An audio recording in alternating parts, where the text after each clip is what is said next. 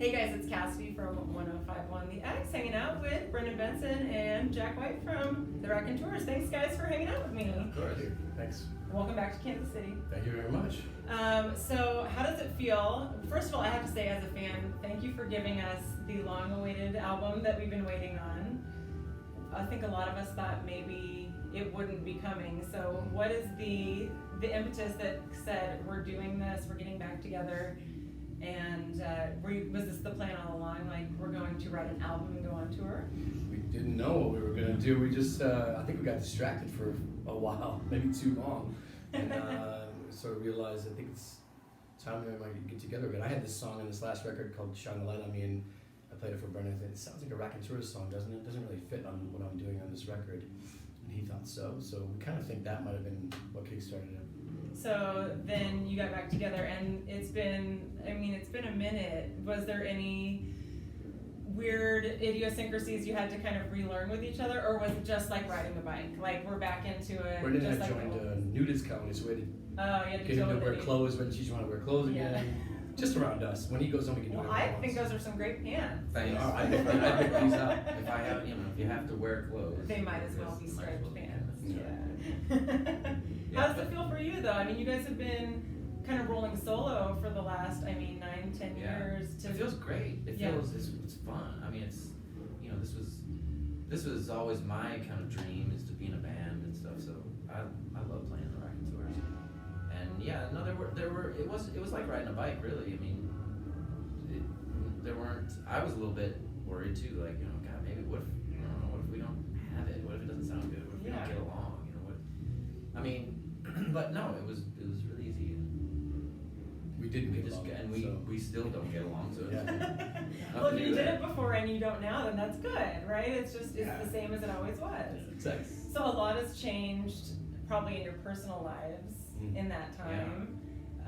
But I feel like the world has changed since the time that your last album came out. Since this morning. Right?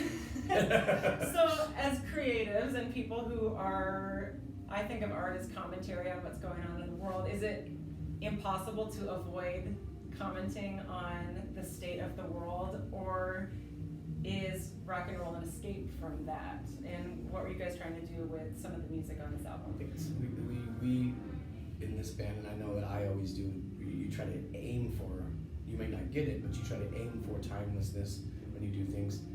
And so if you, sometimes if you reference certain things at that moment, they might be amazing at that moment, but 2 years later, it dates it and it's not so timeless. So, especially with the guys. It's like getting a tattoo or something.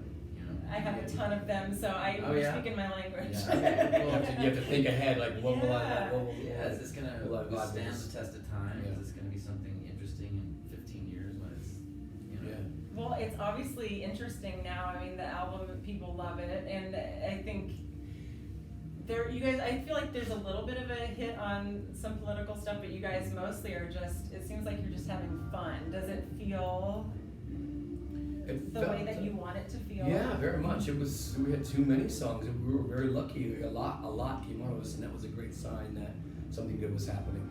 If you get in, you get excited, and you might get in there, and then you see, oh wow, it's been 3 days, and you've only got one song. Yeah. That would be like, boom, maybe this isn't gonna happen. How many did you have? And we had like 35 songs we were working on that we actually were turning into songs. Yeah. And then you do lots of little things that don't go anywhere, but they lead you to these other things. So that was about where we were, and we said, all right, it's time to condense and decide what we want to focus on. Yeah. Because it was getting too creative, it was too elaborate, it was wild, it was nice. Just kind of reel it in.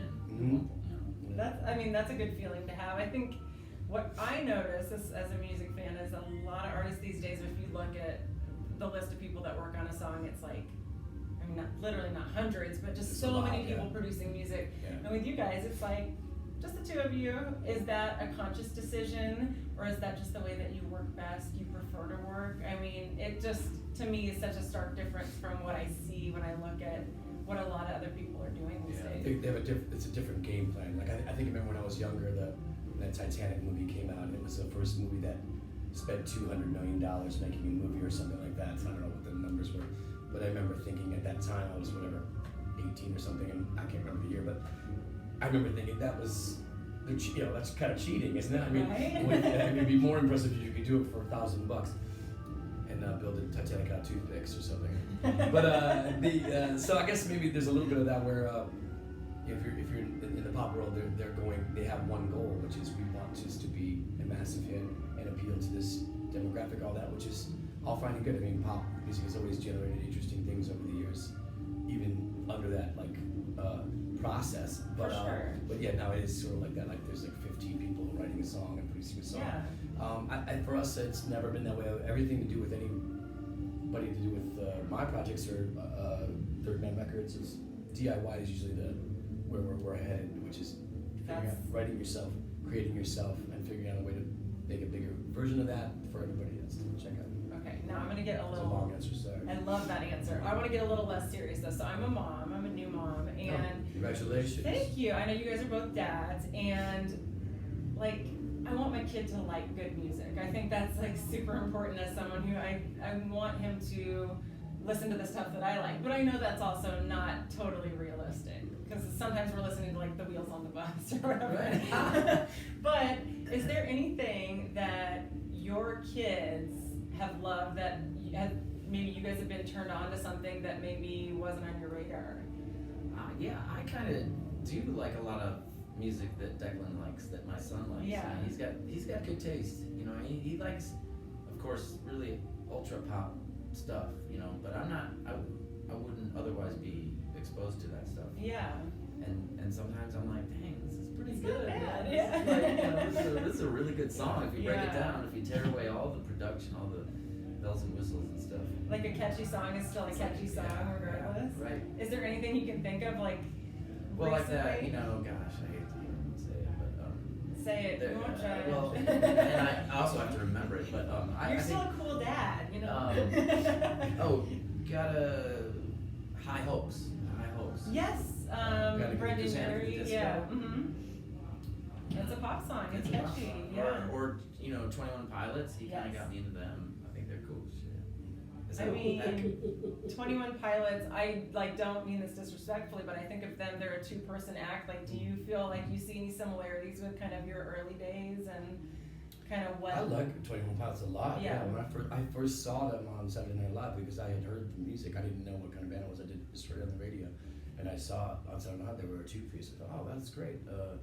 I have a soft spot in my heart for a two-piece band. So, Right, and, yeah. So yeah, I love that they're doing that. It's great. Yeah. Mhm. What about you? Are they brothers? I think that maybe they are brothers, but I'm also not super in the know with them. So yeah, I think they might be, but who knows? I also want to know with your kids, do they ever come out and go on tour, or is that just too much of a wild thing? It's kind of to too try much. and- I kind of, you know, ideally, I really would love for them to be on tour with me at some point. You Yeah. know, or not all, you know, the whole time, but and it doesn't really work out. Well, It's just it's not just a hard. place for kids. Yeah. You're at work really a lot Yeah. of the time. I think it's You want to. that's a very evident thing too. If you want to try to bring children with you, anybody in the organization bringing children is that you're really at work and You realize how Yeah. wonderful. concrete rooms all the time. Yeah. No matter what age, there's nothing for them to do really. Yeah. that's You're not true. like emotionally available either. You know, it's kind Yeah. of you're kind of doing your thing. Yeah. So we have our kids running the lights and So tuning yeah, guitars. so They're working the merch luckily table. they're clever enough. They should work the and merch they table, shimmy right. up into sometimes into this behind the stage and the Yeah. brothers and adjust Yeah. two spots. It's like a jungle gym. Yeah. basically. Well, thank you guys for entertaining my questions, especially the parent ones, because I always feel like no one really wants to admit that side of themselves. So thank you. You Of are course. cool. You are cool Thank dads, you. You even too. if you listen to pop music. Cool dads. Thank you guys so much. I hope you have a great show tonight. Thank you. Yay.